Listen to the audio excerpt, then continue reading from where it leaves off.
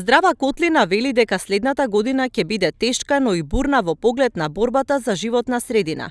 Откако Вишиот управен суд го врати прашањето за рудникот Иловица, активистите најавуваат радикално движење со протести и жив штит во одбрана на планината Огражден. Не случајно најавуваме радикалност многу поразлично од се што се имаме направено во цела 2021 година.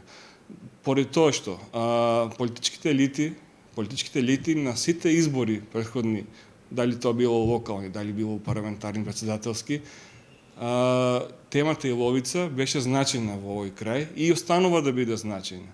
Не може сега со ова да се скриеме зад судството, а судството знаеме какво е кај нас, и да кажеме сега судот тука нешто одлучи, кога аргументите воопшто не се земани. Судот не е крив.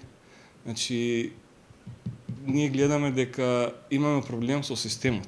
Еден од најголемите активисти против рудници, жител на Штука, Илјо Малинов, смета дека граѓаните не треба да се потпираат на вработувања и економски придобивки, бидејќи траењето на рудникот е околу 2 децении.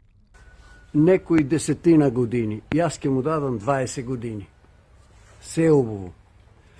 Не само од Штука и од Иловица, цела Струмичко околје, сите жители да не вработат 10 години, по 5.000 евра да ни дадат плати, тоа ќе помине.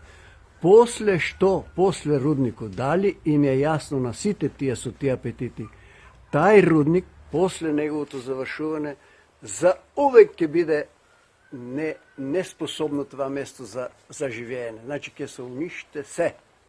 Од концесионерот Еуромакс потенцираат дека проектот е во склад со современите технолошки достигнувања и нема да има негативни влијанија врз околината.